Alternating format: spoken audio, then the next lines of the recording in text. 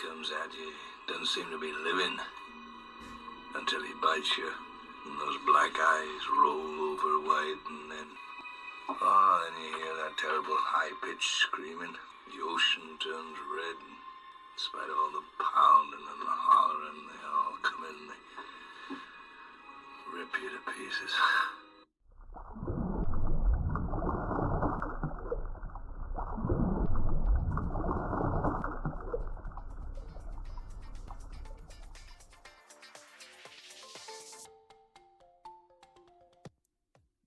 Hello, everybody, and welcome to the podcast, the place where we're gonna need a bigger boat. I am having a little too much fun with the Jaws soundboards that I found, but it is all for the episode. Speaking of, welcome to this podcast, What We See, Tales from me, the little BRRmaid, because my name's Ariel, and I'm a swimmer and scuba diver, so you know what? We're just gonna lean into it. We're going to embrace the mermaid cheese, except, burr, I'm cold. Burr, baby. Ice, baby. Baby, it's cold outside. It's almost the holidays, whatever. It's cold, guys. It was really cold this morning, but there's no snow, so it's lame. Anyways, thank you for joining me on a special episode of What We See. We're about to have a seriously fun time. Don't forget, guys, please follow the show on all your favorite podcasting apps. Leave a review if you feel like, really helps us out. And also, we're on social media, although right now it's just my Instagram at Little BRRmaid, where I share my underwater photography and also weekly dive reports for Seattle, where I currently live. So learn all about current conditions and seasonal critters, all kinds of fun stuff. Anyways, with that, today, our final episode of 2023, we are talking about the worst shark attack in history. And your clue is the opening monologue. Arguably the best scene in Jaws. I've been waiting to break out the Jaws soundboard. I'm so excited. Also, Chef's kiss to Quint, aka Robert Shaw. That scene is just like, oh, mwah, mwah, mwah. I gotta love it. The reason I chose this as our final episode of the year is because, oh boy, it's an incredible story. Now, I wanted to do just a detailed expose, or I'm not a journalist. I wanted to cover the shark attack and the kind of sharks involved. But holy crap, the whole story, every part of it, from what was it, how was it, why was it, was just so fascinating. And I'm like, okay, I can't tell the shark story without telling the story around it, because it won't be as good. And I'm gonna warn you guys, it will be tragic and kind of graphic.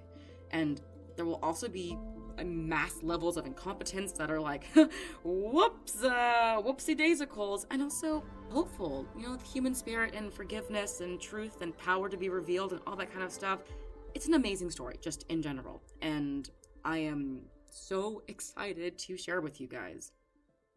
In case the opening monologue and Jaws wasn't enough to kind of clue you in to what the worst shark attack in history was, today we are telling the story of the sinking of the USS Indianapolis, also called Indy by her crew, a very affectionate name, so I'll be saying that as well because it's shorter and easier and we have a lot to get through. I kind of have some pages and pages of research. I fell down such a rabbit hole. And before we move on to our usual ocean news of the world, I have a question for you. Think about this as we kind of go through our normal intro segments, because I wonder how many of you are going to get this, because I certainly did not get this, and I'm curious how much you've heard of this shark attack. So, here's my question. If you had to guess, what was the shark that was involved in the attack on the sailors, the survivors of the USS Indianapolis? Was it A, a great white shark, B, a bull shark, or C, a tiger shark? Think about it. No cheating. Well, okay, you can cheat, but that's no fun. Come on, I want to have a cool reveal, so please. And if you know the answer, don't tell your friends, damn it. Okay, think about your answer while we move on to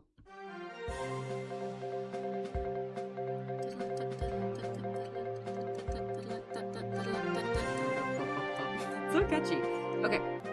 An article by the National Oceanic and Atmospheric Administration, or NOAA, has revealed a new discovery in the Pacific Ocean. Scientists have discovered, drumroll please, an underwater seamount that is twice as tall-ish as the tallest building in the world, which apparently is Burj Khalifa in Dubai, which I did not know and stands about 830 meters tall. This seamount is about 1,600 meters tall, so more or less about twice the size, but the base is about 4,000 meters below sea level, or 13,100 feet if that is easier to visualize. Okay, it's really freaking tall. Like, Mount Everest is like, hey, I feel like a shorty, which, hey, Mount Everest, welcome to the party, or whatever the tall mountain is. I don't know. I don't mountaineer. Death by freezing cold. Anywho, seamounts are the remains of underwater volcanoes, and they're super important for deep-sea creatures who live on them. They provide a habitat for them to live on, to attach to, or just crawl over, essentially, and many species that live on seamounts are endemic to them. More fun facts, we know more about the surface of the moon than the ocean floor. Right now, it's an estimated only 25% of the seafloor is mapped, and seamounts are mostly a mystery.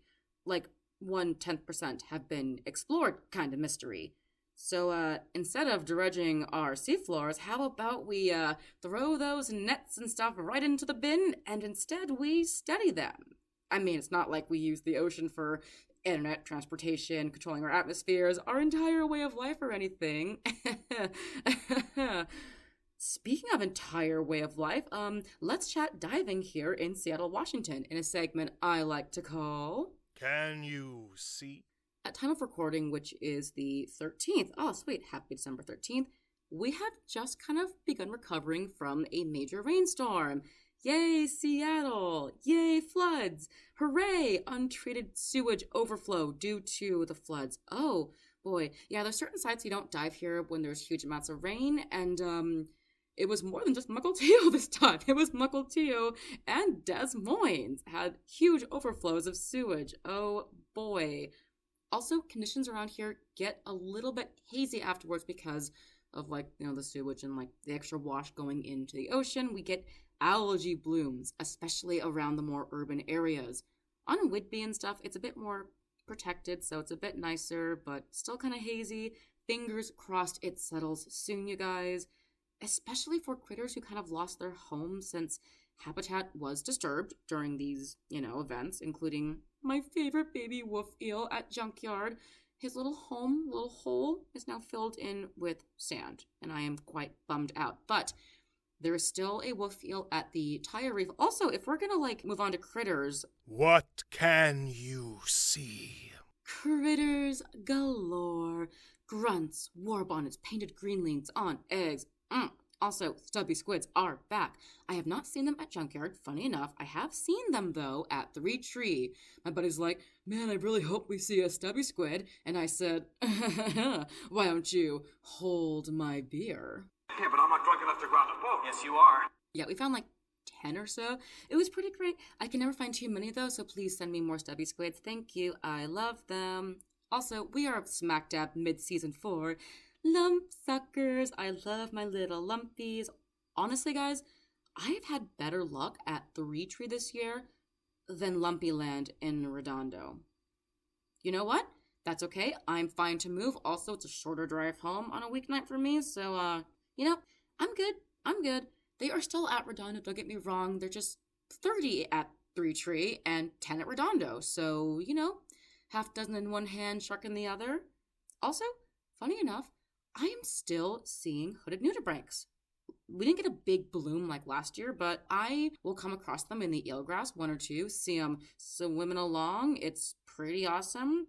Keep an eye out because they are always a treat. For my most recent dive reports, check my Instagram. I do weekly reports including the viz, temperature, conditions, time of splash and whatnot. Time of splash? Splash time? Okay. Oh, we're off to a great start today. But whatever you need to know if you want to visit a site and what critters I am seeing. So check there if you really want, to the minute as best I can because I can't dive every minute of every day. I wish I could. Anyways, with that, let's jump back into... I want to begin with the what. What was the USS Indianapolis? Well, the Indy was a U.S. Navy Portland-class heavy cruiser. Not a battleship, a heavy cruiser. Apparently this is a big deal mix-up. I'm not in the Navy. I don't know. If you're in the Navy, let me know if that's a huge deal or not. But it served as the flagship of the U.S. Fifth Fleet during World War II. And that's our time zone. It was 610 feet long, which is just slightly taller than the Space Needle. Which, if you're a Seattleite and you spend your whole life looking at that going, is that ugly and do I hate it or not? That's how long the ship was. And it could travel as fast as 32 knots, which is pretty decent for a ship that size. I mean, it's faster than I can swim, so power to it. Also, the USS Indy actually transported President Franklin D. Roosevelt 3 separate times, and it was involved in the attack of the island of Iwo Jima. But we are more interested, for the sake of this story, in the last mission of the USS Indy, which was top secret, transporting and delivering the materials to make the atomic bomb Little Boy. You know, the one that was dropped on Japan and did a huge murder of innocent civilians. Funny enough, I went to high school in Richmond, Washington, so the Tri-City area. If you've heard of the Hanford site, that's where the plutonium for the bombs was made. That was my high school. We were also called the Richland Bombers. Our mascot was a mushroom cloud. Yeah, that mushroom cloud. And our chant before cross-country meets was, "Nuke 'em till they glow." Enough outrage later, and they changed it to a bomber plane. But considering we firebombed the fuck out of Tokyo, how is that better? Is that really any better? Okay, back on track. After dropping off the atomic bomb, big bang, boom, whatever, the Indy was ordered to sail to the Leyte Gulf in the Philippines for a training session. This journey would take 10 days, and at that time, they were going to be received by Rear Admiral Lynn D. McCormick. The captain was Charles McVeigh, and he, knowing the water could be unsafe due to patrolling Japanese submarines, asked for an escort. The Indy didn't have sonar. You know, the thing you need to detect an enemy submarine. The only other way is to look with your eyeballs and go, hey, look, a submarine, a thing which is underwater, in the middle of the ocean, including at night, during World War II. Yeah, that's going to go really well. And I want to flag this moment as the start of the comedic amount of incompetence shown by the U.S. Navy in this story. So buckle the fuck up. They do the biggest incompetence I've probably ever... Oh, it gets bad. It gets really bad. We'll get there. McVeigh was told that it was fine. He didn't need an escort. Now, military personnel kind of believed that since the war was coming to an end and that Japanese forces were very strained, the risk of an attack was minimal, at least according to a lot of news reports. And that's really interesting because just 4 days before the Indy was sunk, another ship, the USS Underhill, was torpedoed and sunk by a Japanese submarine.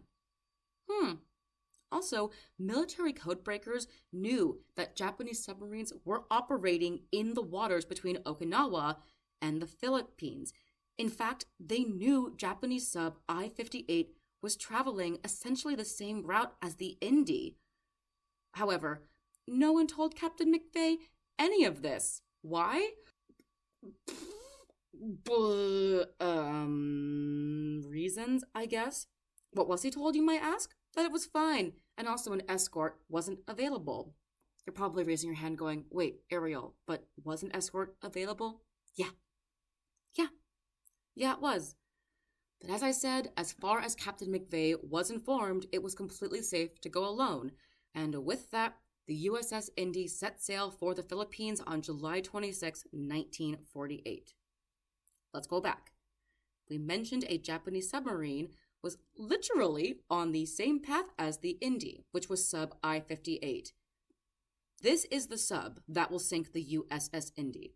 The captain of the submarine, Commander Mochisada Hatsumoto, was interrogated about the attack, so we actually know from his point of view the circumstances that led up to sub I-58 sinking the Indy. On the night of July 29th, around 11 p.m., the Indy was merrily on its way, ahead of schedule about halfway to the Philippines. The weather was cloudy, with very limited visibility, so Captain McVeigh ordered the ship to cruise at 17 knots and cease zigzagging. Zigzagging is a military tactic designed to evade torpedo attacks from submarines. Captain McVeigh had been given discretion to use this if he deemed it was essential and if conditions allowed. We also know from the interrogation of Commander Hashimoto on the evening of July 29th, around 1800, visibility was so low they couldn't see anything through their periscope. However, when they surfaced around 23:05, conditions had improved dramatically, allowing Hashimoto and his crew to go, "Hey, look over there! That looks like a U.S. ship, alone, without an escort. Cool. I'ma sink it," and ordered everyone to battle stations to begin an attack. Hashimoto ordered shooting method number 6, which is an attack designed to be effective even if its target is zigzagging. Now, just past midnight on July 30th, 1945, the first of 2 torpedoes struck the USS Indy, instantly killing 300 sailors. From there, it only took 12 minutes to sink. A huge ship the size of the Space Needle went from hit to listing, rolling on its starboard side, and completely underwater in 12 minutes. Of the nearly 1,200 sailors on board, about 900 survived and went into the water. Because the Indy sank so fast, most sailors were unable to get into life rafts or grab provisions. In fact, most didn't even have life jackets. And this was made worse by the fact that the blast took out the Indy's ability to send out "Warning, evacuation in progress. Leave the cave," meaning that the order to abandon ship was only given word of mouth. Luckily, Chief Radio Electrician Leonard Woods managed to send out 3 different SOSs during that time, giving his life in the process.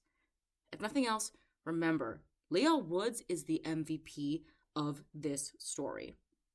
Sailors jumped, or in some cases stepped into the ocean, again, either with a life vest or nothing at all. They found themselves clinging to floater nets, or taking the life preservers off of sailors who died from their injuries. Groups began to form, some about 30 and some up to 300. One report I found reported 1 survivor by himself on a raft, and another reported 2 on a floater net. Now, there are about 7 groups total, and they became spread out from each other over about 25 miles. Captain McVeigh was in a group of about 30 survivors, luckily with the life rafts. He was one of the lucky ones. Captain McVeigh also believed that his was the only group of survivors because of how separated everybody was. Oh, and that large group, the one with 300, they only had life vests and they clung to each other for safety. Despite this, morale was as good as it could have been amongst everyone, considering the fact that they had been sunk. They believed the 3 SOS calls made, plus the fact that they had flares that they were deploying, meant surely they would be rescued soon.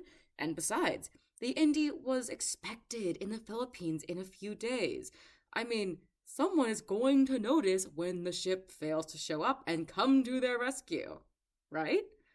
Surely someone would. Well, here's the thing.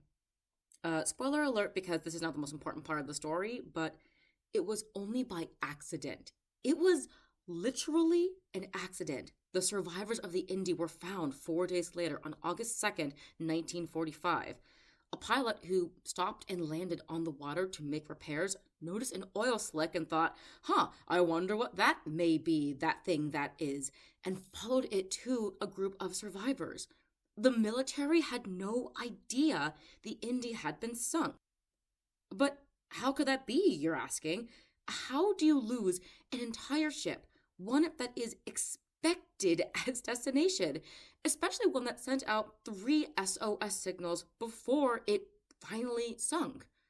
Oh, it's bad. Oh, it's so bad. So let's start with the flares, because you're probably asking right now, but Ariel, wouldn't the survivors have the flares and think, hey, why don't we set those off in case we can signal a plane? You're right. They did have flares, and they fired so many of them, an Air Force pilot who saw them described the scene as, quote, naval action. Too bad his report was dismissed. Yeah. So they were seen, and then it was literally ignored. Okay. But you're probably like, Ariel, what about the fact the ship was due in the Philippines? Wouldn't they kind of notice, hey guys, what's the deal? We're missing a ship. There's a hole where the ship needs to be stationed right about now. Oh, don't worry. They noticed when it didn't arrive. They just didn't do anything about it. Early on in the war, it was ordered that in order to avoid clogging the airways due to how many ships were coming and going, ship arrivals should not be reported. Again, so many ships were coming in at all times, they thought it would clog the airways. Somehow, that logic also led them to conclude, hey, non-arrivals should also not be reported. The pilot, the guy who was literally the one who was supposed to meet the ND to do the training, noticed they weren't there, didn't report it, and just left. He probably went to the bar or something. The port authorities in late, the guys who were waiting to check off, hey, the ND arrived today, check, all good, didn't do anything. Some assumed it was late or had gone to Manila or been rerouted for some reason. No reason why they thought this, they just figured, and that was that. Okay. By now you're probably tearing your hair out and demanding, but Ariel, what about the 3 SOSs that were transmitted before the Indy sank? Oh, this is where it gets even funnier. One was ignored because the guy told his men not to bother him, another guy was drunk, and the third guy thought it was a trap by the Japanese and told his men to ignore it. And get this. Many of the reports and articles I found stated, and still state to this day, the SOSs were never transmitted successfully, which does make sense given the electrical damage and the comm system going out. However, I was reading through one of my sources, a book called A Grave Misfortune. Incredible resource. I love the testimony, transcripts, everything. And I noticed something. One of the names that was listed under the section from the court-martial of Captain McVeigh had a list of people who were given a letter of reprimand for the sinking of the USS Indy. And one of these names was only listed in this list and in the index. And I'm like, wait a second, why is that the only name that isn't talked about in detail anywhere else? So I Googled it, and it turns out that this was the guy who received one of the SOS signals and ignored it because he was drunk. Looking for a shark, we're not going to find him on the land. Yeah, but I'm not drunk enough to go out in a boat. Yes, you are. And I'm going to be honest, you guys. I found some articles that mention the other 2 guys, Mr. Social Anxiety, Leave Me Alone, and Mr. It's a Long Con Boys. But those sources are a bit more iffy. However, I was able to track down Mr. I'm a little bit drunk, so make up your own mind about that one. But okay. If you are screaming at me and pounding your podcast player, but Ariel, what about the fact the U.S. literally intercepted a message sent by Captain Hashimoto, aka the dude that sank the Indy, in which he stated, and the U.S. read, that he sank a sub that looked like the Indy in the same area the Indy was sunk? Yeah, That was dismissed as a trick by the Japanese to lure the US military into a trap. Literally, the guy that sank the Indy humble bragged about it to Japan. The US military read that note and said, nah, I'm sure it's fake. Needless to say, even before the sharks showed up, conditions for the survivors were harrowing. Unlike the Titanic, yes, they were in the Pacific, meaning they didn't freeze to death. However, being submerged for days at a time, even in warmer waters like the Pacific, means the men were extremely chilled. And when the sun rose, it was unbearably hot. Survivor Lowell Dean Cox recalled, "You could barely keep your face out of the water. It was so hot, we would pray for dark. And when it got dark, we would pray for daylight. Because it would get so cold, our teeth would chatter." And this wasn't just beautiful, clean, sparkling water. It was covered in a thick layer of oil, which coated everybody. And many sailors accidentally swallowed this water, which caused them to vomit and just made the effects of dehydration even worse. On top of all of that, the life jackets worn by the crew, the few who did have them, were made of a material called kapuk, and they weren't meant to hold up for long periods of continuous use. Captain McVeigh even reported, after about 48 hours, the wearer had sunk low enough in the water so that if his head fell forward, he would drown. Men began to suffer from mass hallucinations, including one where a group of sailors became convinced the Indy was right below them, stocked with fresh milk. The men who dove down never resurfaced. Sailors were dying of drowning, of dehydration, drinking salt water, and of plain exhaustion. One sailor, Captain Park, died of exhaustion after attempting to keep other survivors from swimming away under these mass hallucinations. Others simply gave up and slipped under the waves. And if that wasn't enough,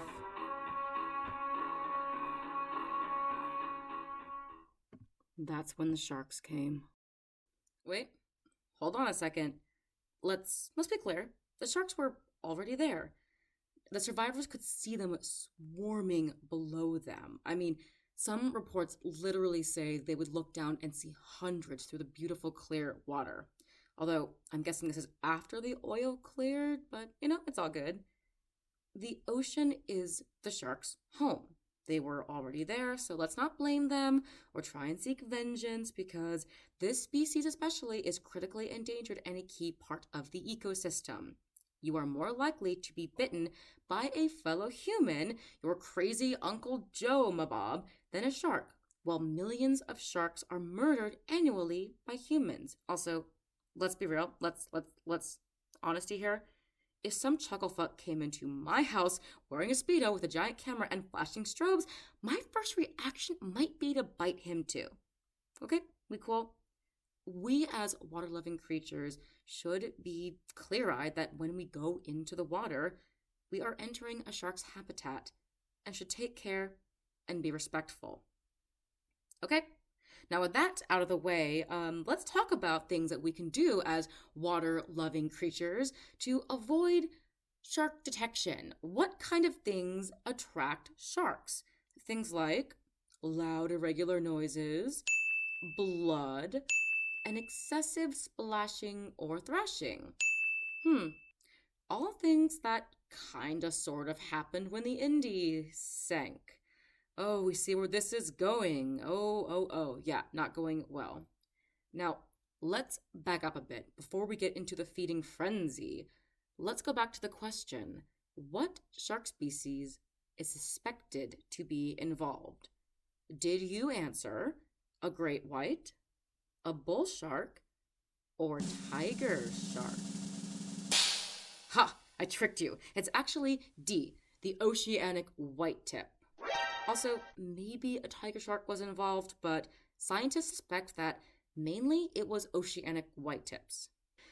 Just to let you in on my research process, I had to do a lot of digging to answer the question, How do you know it was an oceanic white-tip shark? You're telling me that you think they were the ones involved, but why do you think it's an oceanic white-tip? You're telling me that it's the white-tip. You won't tell me why. Tell me why! Tell me why! To understand why the oceanic white-tip shark is the number one suspect and kind of somewhat confirmed by scientists, let's begin with A, what kinds of sharks are common in the Philippines where the ship sank, and B, which one of these are oceanic sharks? Because remember, the ship sank nearly 200-ish miles offshore.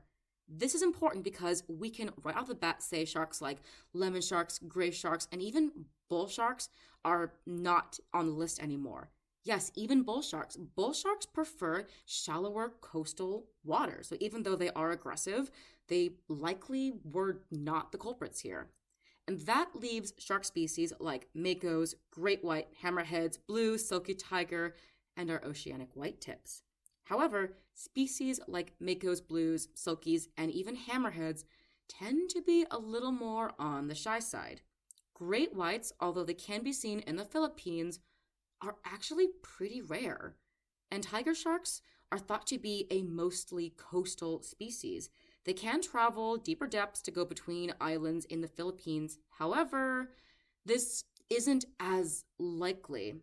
Plus, survivor accounts don't mention sharks with stripes on them, although Jaws mentions the tiger shark. I'm not sure where that came from, if I'm being honest. And let's be real. Just because the survivors don't mention the stripes doesn't mean they weren't tiger sharks, because if you were being attacked by a shark, is your first thing going to be, I'm being attacked, it's got stripes, why am I shouting this as I'm dying? I don't know, I thought it would be important, right? So we can't rule out tiger sharks altogether, especially since some of the details about the bites were like whole limbs and stuff being gone. Irregardless, what this tells us from all of our data is that the oceanic whitetip, which is a known aggressive surface-dwelling species, is kind of the top suspect. And also, I kind of buried the lead here, guys. I'm sorry. We have a quote by Captain McVeigh in which he actually describes a shark. Okay, he wrote of his experience, quote, "We had a shark that adopted us, apparently, sometime in the early morning of Monday. We couldn't get rid of him. The kids who were in raft by themselves on this one raft were scared to death of the shark because he kept swimming underneath the raft. You could see his big dorsal fin, and it was white, almost as white as a sheet of paper." Which seems pretty conclusive to me.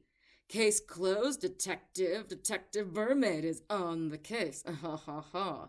But again, I'm not going to rule out 100% tiger sharks weren't involved. It's just, I am pretty convinced that the white tips were the ones who were like the main baddie, or the main doing what they do in their habitat, because these open oceans are barrens, and to them, you know, they hear that sound, they feel the thrashing in their lateral line, and they're like, hot shit, there's gonna be a buffet tonight, am I right, boys? Get 'em! I'm joking, but that'll probably be one of the last jokes for a while. I love jokes to break the mood, but yeah, like I said, it's gonna get a little bit dark. First, the sharks went for the dead. And then, when the dead bodies ran out, they attacked the living, drawn in by their bloody injuries and their kicking and thrashing. One article I read even reported the case of a group of men who opened a can of Spam only for the smell to attract a group of sharks, and they were forced to throw it away instead of risking a feeding frenzy. And that's a punch in the dick when you're starving to death. They didn't have many rations. The ship sank too fast to get rations. How many sharks the groups of survivors encountered actually varied kind of wildly, with some groups, like survivor Gills McCoy, reporting hundreds of sharks in the water beneath his group. Others, like Captain Lewis Haynes, reported he only saw one, which he then tried to catch and eat, which, maybe don't do that. For those that encountered sharks, things got really bad very quickly. Harwin Twibble had his group organize, quote, shark watches after noticing sharks would go after lone survivors or men who were floating a bit away from the main group. Now, these shark watches were designed to keep people together and attempt to scare sharks off when they got too close by hitting the water, kicking, thrashing, making noise. Although in hindsight, this might have actually drawn the sharks in closer. Dead sailors were cut loose and pushed away in the hopes that the sharks would leave the living alone and instead go for the corpses. Hitting the sharks and slapping the water seem to work sometimes, but at others, a motivated shark set on a target would not be deterred. One sailor, attempting to wake his friend, turned the body over to reveal he had been eaten from the waist down. Night was the worst. Sailors would feel the sharks as they circled below, coming closer and closer to brush against their legs, to bump their bodies. Out of nowhere, they would hear somebody begin to scream, only for it to suddenly fall silent again as they were pulled under. In fact, when help finally did arrive, one of the pilots decided to make a water landing despite the risk due to witnessing sharks feeding on the remains. Even as sailors were pulled from the water, the attacks on the living and the dead continued. An after-rescue report even stated, quote, about half the bodies were shark-bitten, some to such a degree they were more nearly resembling skeletons. From 1 to 4 sharks were in the immediate area of the ship at all times. At one time, 2 sharks were attacking a body not more than 50 yards from the ship and continued to do so until driven off by rifle fire.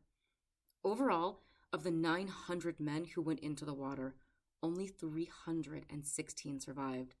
The exact number of deaths due to sharks is hazy because there were so many other factors at play that we talked about. So on the lower side, it's maybe a few dozen, although a few dozen's the lower side, oh god.